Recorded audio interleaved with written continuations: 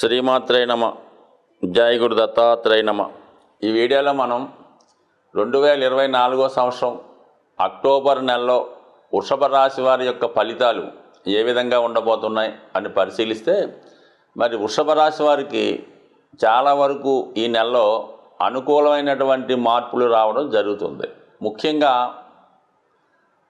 ఈ నెలలో అక్టోబర్ 9వ తారీఖున వక్రగమనం పొందబోతున్నటువంటి గురుగ్రహ ప్రభావం జాతకుడికి మోక్ష త్రికోణం యాక్టివేట్ చేయడం వల్ల ఆధ్యాత్మిక రంగంలో ఉన్న వాళ్ళకి, దూర ప్రాంత ప్రయాణం పెట్టుకున్న వాళ్ళకి, లేదంటే ఉన్న ప్లేస్ నుంచి వేరే ప్లేస్కి మారదాం అనుకున్న వాళ్ళకి చాలా అనుకూలమైనటువంటి సమయం. మరి గురువు విద్యాకారకుడు కాబట్టి విద్య నిమిత్తం వేరే ప్రాంతం వెళ్దాం అనుకున్న వాళ్ళకి, వేరే ప్రాంతంలో కొత్తగా వ్యాపార వ్యవహారాలు ప్రారంభించి అభివృద్ధి చెందాం అనుకున్న వాళ్ళకి మరి అక్టోబర్ 9 తర్వాత మంచి వాటి మీద ఇన్వెస్ట్ చేయడం, అలాగే పిల్లల చదువు కొరకు ఖర్చు పెట్టడం, ముఖ్యంగా శుభకార్యాల కొరకు ధనాన్ని ఖర్చు పెట్టవలసి ఉంటుంది.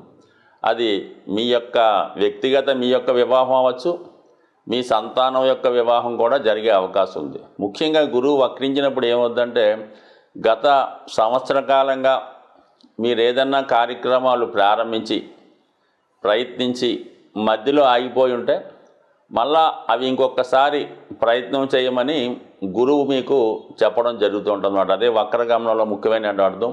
గత జన్మలో మరి పూర్తిగాని పనులు ఏవైనా ఉంటే ఈ జన్మలో పూర్తి చేయడానికి పుట్టినట్టు చెప్తుంది నాడీ శాస్త్ర ప్రకారం. ఎవరి జన్మ జాతకంలో గురువు వక్రించి ఉంటే, అదే మరి గోచార ఫలితాల్లో గురువు వక్రించినప్పుడు ఏమవుతుందంటే, మొత్తం సంవత్సర కాలంలో ఈ గురువు సుమారుగా 4 నెలలు వక్రిస్తూ ఉంటాడు, 8 నెలలు డైరెక్ట్గా ఉంటాడు. ఈ 8 నెలల్లో చాలా ప్రయత్నాలు చేస్తూ ఉంటాడు జాతకుడు. అవి ఏదో కారణం వల్ల మధ్యలో ఆగిపోవడం, ఫెయిల్ అవ్వడం జరుగుతుంటుంది. అటువంటి వారికి మళ్ళీ ఇంకొక అవకాశం ఇస్తూ ఉంటాడు. గురుగ్రహం అంటే సాక్షాత్తు పరమేశ్వరుడి కింద మనం భావించాలన్నమాట. ఎలాగైతే మనకు గతంలో మార్చిలో ఫెయిల్యూర్ అయితే మళ్ళీ సెప్టెంబర్లో అవకాశం ఇచ్చినట్టు, మరి ప్రస్తుతం మీరు పోగొట్టుకున్నది ఏదైనా, ఫెయిల్యూర్ అయింది ఏదైనా ఖచ్చితంగా ఈ సమయంలో తిరిగి ప్రయత్నం చేయడం వల్ల మీ జాతక పీఠికలో రాసిపెట్టి ఉంటే తిరిగి సంపాదించుకోవడం 100కి 100 పాళ్ళు జరుగుతుంది. ముఖ్యంగా గురువు యొక్క కారకత్వాలైనటువంటి ఆర్థికపరమైనవి, సంతానానికి సంబంధించినవి, శుభకార్యాలు, జ్ఞానం, సంతాన విషయాల్లో ఖచ్చితంగా మీరు మీ ప్రయత్నం ఫలించే అవకాశం ఉంటుంది. సో దాని తర్వాత ఏంటంటే, మరి కుజగ్రహం ప్రస్తుతం ధనస్థానంలో ఈ అక్టోబర్ 20వ తారీఖు వరకు ఉంటూ చాలా వరకు కుటుంబ సభ్యుల మధ్య విభేదాలు వస్తూ ఉంటాయి. మీరు చెప్పినటువంటి ప్రతి విషయానికి కుటుంబ సభ్యుల నుంచి వ్యతిరేకత రావడం జరుగుతూ ఉంటుంది.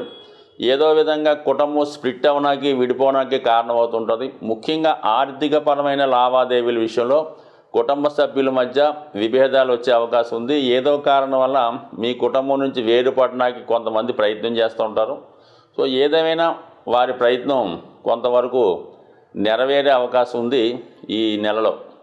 దాని తర్వాత అక్టోబర్ 20 తర్వాత కుజుడు మరి 3వ స్థానంకి రావడం వల్ల ఒక విధంగా అది వీక్, నీచ స్థానం అయినప్పుడు కూడా వృషభ రాశి వారికి అది చాలా మంచి ఫలితం ఇవ్వడం జరుగుతుంటుంది. ఎందుకంటే పాపగ్రహాలు ఇలాగ నీచి పొందినప్పుడు ఖచ్చితంగా జాతకుడికి మంచి ఫలితం ఇస్తుంది. 3వ స్థానంలో ఉన్నటువంటి కుజుడు జాతకుడికి ఖచ్చితంగా తనలో ఉన్నటువంటి సామర్థ్యాన్ని పెంచుతూ ఉంటుంది.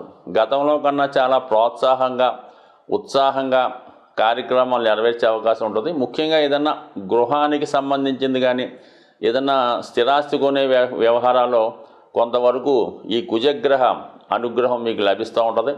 ముఖ్యంగా రుణ ప్రయత్నం ఫలించే అవకాశం ఉంది. సో ఏదైనా సెటిల్మెంట్ నిమిత్తమో, ఆస్తి పంపకాల నిమిత్తమో మీరు ఏదైనా కొంత ధనాన్ని మీ అన్నదమ్ములకో, దాయాదులకో చెల్లించవలసి ఉంటే తగు విధమైనటువంటి రుణ ప్రయత్నం కూడా మీకు అక్టోబర్ 20 తర్వాత మీకు లభించే అవకాశం ఉంది. సో ఏదైనా ఈ నెలలో ఈ కుజ ప్రభావం స్థిరాస్తి సంబంధించిన విషయాల్లోనూ, బంధువుల మధ్య విరోధాలు ఇవన్నీ కూడా కొంతవరకు వచ్చే అవకాశం ఉంది. అయితే ఫైనల్ సక్సెస్ మీకే రావడం జరుగుతుంటుంది.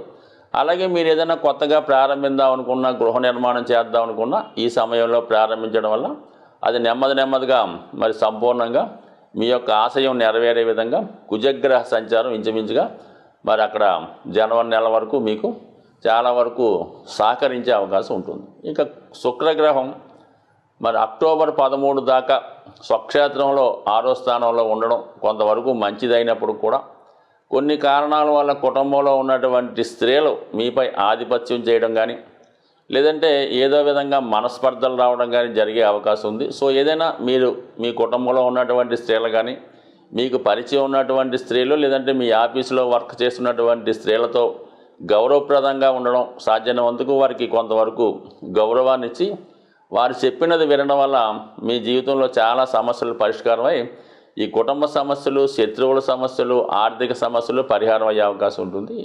అయితే అక్టోబర్ 13 తర్వాత కుజుడు సప్తమ స్థానంలోకి మారడం జరుగుతూ ఉంటుంది. ఆ సమయంలో ముఖ్యంగా ఈ రాశిలో ఉన్నటువంటి స్త్రీలకి ఏదో విధంగా అనారోగ్యపరమైనటువంటి సమస్యలు ఏర్పడే అవకాశం ఉంది. వ్యక్తిగతంగా జాతకుడికి భార్యతో విరోధాలు కానీ విభేదాలు కానీ రావచ్చు. అలాగే భార్య ఏదైనా అనారోగ్య కారణాల వల్ల కూడా వృత్తి కారణాల వల్ల ఎడబాటు వచ్చే అవకాశం ఉంది. సో ఏదైనా ఈ సమయంలో జాతకుడు ఇతరుల మీద ధ్యాస పెంచుకోకుండా చాలా నిజాయితీగా నియమంగా ఉండడం వల్ల ముఖ్యంగా అన్ని సమస్యలు పరిష్కరించే అవకాశం ఉంది. ఏదైనా ఈ రాశి వారికి ఈ నెలలో ఖచ్చితంగా ఆర్థిక పరంగా అభివృద్ధికరంగా ఉంది. వృత్తిపరమైనటువంటి అలాగే స్థిరాస్తి సంబంధించినటువంటి సమస్యలు 100% సెట్ అయ్యే అవకాశం ఉంది. ముఖ్యంగా ఈ నెలలో జాతకులు కుజగ్రహ, రాహుగ్రహ, శనిగ్రహాలకి ఖచ్చితంగా పరిహారం చేసుకోవాల్సిందే. అలాగే రవిగ్రహానికి కూడా పరిహారం చేసుకోవాలి. ఎందుకంటే కుజ శనులకి షష్టాష్టక స్థితి ఏర్పడింది. అలాగే రవి శనులకు కూడా ఈ స్థితి ఏర్పడింది. మరి ఇవన్నీ స్థితి వల్ల జాతకుడు కొంతవరకు అనూహ్య సంఘటనలు ఏర్పడడం, ప్రభుత్వం ద్వారా వ్యతిరేకత, ఇలాంటి కొన్ని చికాకులు కలిగే సూచనలు ఉన్నాయి. కాబట్టి మరి వీటి నుంచి బయటపడాలంటే సాధారణంగా ఈ అక్టోబర్ నెలలో మనం అనుకుంటున్నాం. కాబట్టి ఏదైనా ప్రతి ఒక్కరికి కూడా ముఖ్యంగా దేవతల యొక్క అనుగ్రహం ఎంత ముఖ్యమో పితృదేవతల యొక్క అనుగ్రహం కూడా అంతే ఇంపార్టెంట్గా ఉంటుంది.